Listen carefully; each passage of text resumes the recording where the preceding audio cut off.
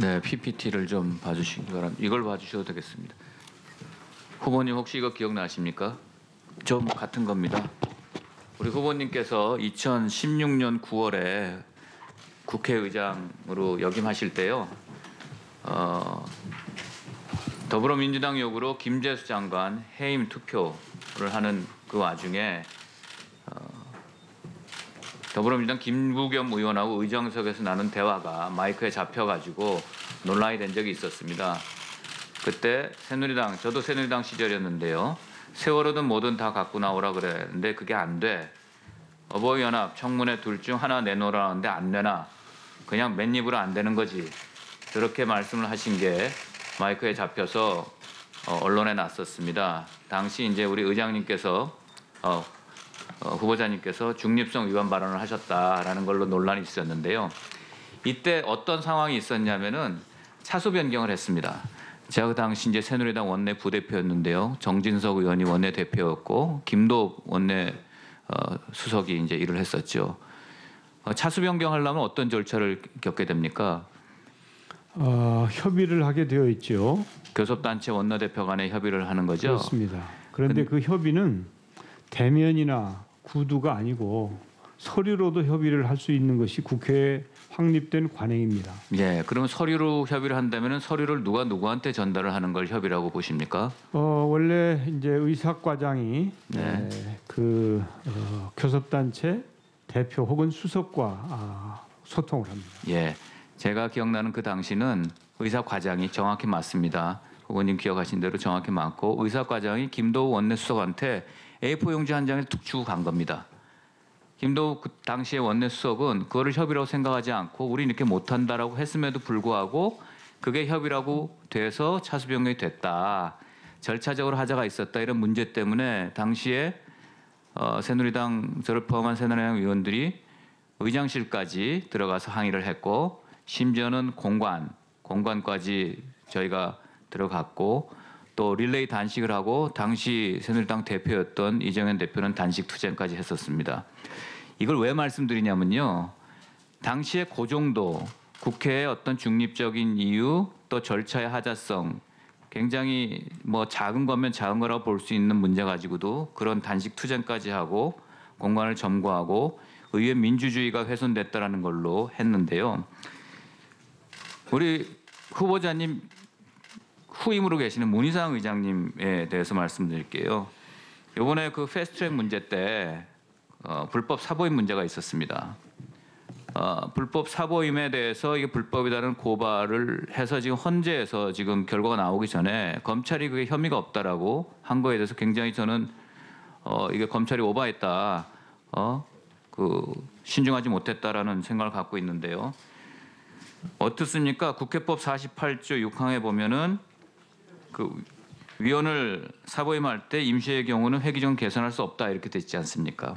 본인이 몸이 아프거나 본인이 원하지 않으면 우리 후보자님 어떻게 생각하십니까? 문희상 의장은 관행이라고 해서 제가 같이 일하는 오신환 당시 원내대표가 당시 의원이 사보임을 원하지 않는다고 했음에도 문희상 의장이 강제로 사보임을 한 것을 허가를 했거든요. 어떻게 생각하십니까?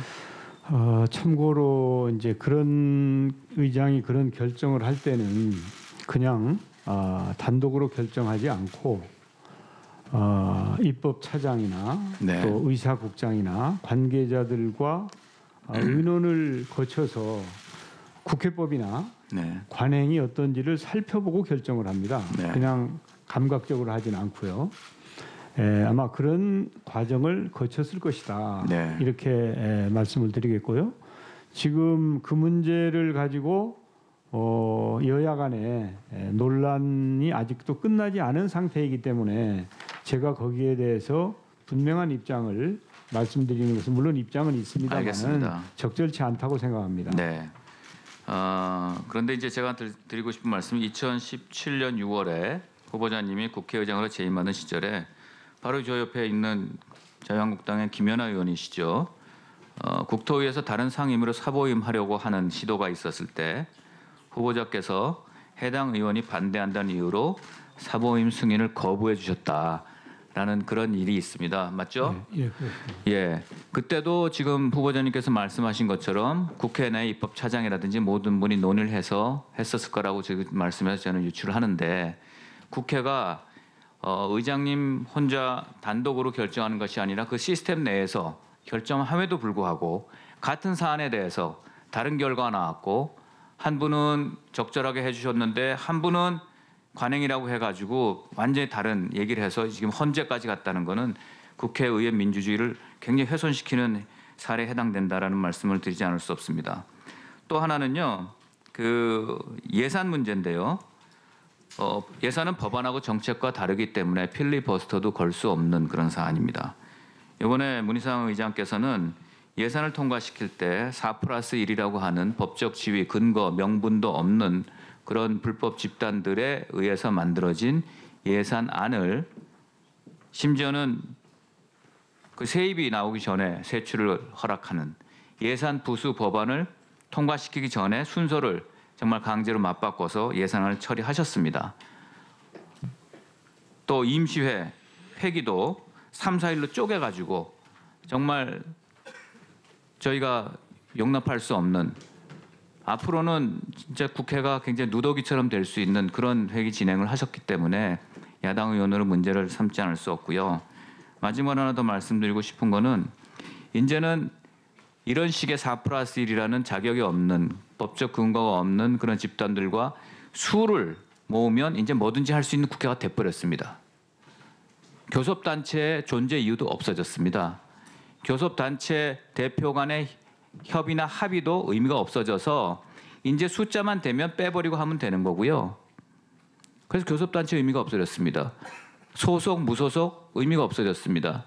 그렇기 때문에 앞으로는 극단적으로 말씀드리면 20명만 모으면 1분 더 드리세요. 소수 정당과 무소속이 힘을 합쳐서 우리는 20명이요 하면 사실 교섭단체 지위를 갖지 못함에도 불구하고 숫자적으로 만들어지면 교섭단체처럼 행사를 할 수 있는 거고 기능과 권한을 그렇다면 국고보조금도 그렇게 모인 분들한테 다른 교섭단체 집단들과 똑같은 액수의 국고보조금을 나눠주고 또 거기에 따라서 이제 의석수로 배분을 하는 그런 굉장히 국회가 형해화되는 국회법이 망가지는 여태까지 전례가 없었던 일이 이제 뚝이 열렸습니다. 전임 의장님으로 지금 이제 국회를 이제 떠나셔서 뭐 정부 수반으로 가시기 위해서 여기 나와 계시는데요. 전임자로서 의회주의자로서 이 사태를 어떻게 보시면 답이 나오는 건지 이게 옳은 건지 그런 건지 좀 답변을 듣고 싶습니다. 예, 뭐 제가 충분하게 말씀하는 것은 자제를 하겠습니다만은 그래도 의회주의자로서 몇 말씀만 드리겠습니다. 원래 이 예산안을 통과할 때 또 참고로 제가 예결위원장 출신이기도 합니다. 예산 부수 법안을 먼저 처리를 하고 예산안을 처리하는 것이 그게 순서 아니겠습니까? 그런데 지금부터 한 10년쯤 전일 것 같습니다. 대한민국 국회 최초로 예산안을 먼저 처리하고 그 다음에 부수 법안을 처리하는 최초의 상황이 생깁니다. 그때는 그 이명박 정부 시절인데요. 그리고 나서 부수법안, 선부수법안 후 예산안이라고 하는 그 원칙이 깨져 버렸습니다. 제가 왜 이 말씀을 드리냐면 우리 국회가 확립된 관행에 벗어나서 새로운 관행을 만들 때는 신중해야 된다. 한번 잘못 관행을 만들어 버리면 그것이 국회의 질서를 무너뜨리고 국회의 권위와 품위를 무너뜨린다 하는 점을 좀 말씀드리고 싶고요. 이 선진화법이 19대에 동물국회를 식물국회로 만들었고 20대 국회를 최악의 국회로 만드는 원인 중에 하나라고 생각합니다. 물론 뭐 정치 문화 이런 것도 있지만요. 그런데 이 선진화법만 지키다 보면 지금 이제 국회가 국정의 발목을 잡는 결과가 돼요. 그러나 여야 간에 경쟁이 있다 하더라도 국가는 앞으로 나가야 될 거 아니겠습니까? 그렇기 때문에 의회주의라고 하는 것은 대화와 타협을 통한 합의를 우선으로 하되 합의가 정 안 되면 다수결의 원리를 작동시킬 수밖에 없는 것이다. 왜냐하면 그렇지 않으면 국정이 앞으로 나갈 수 없기 때문에 그렇습니다. 그런 점을 우리가 참고할 필요가 있다. 이 점은 말씀드리고 싶습니다.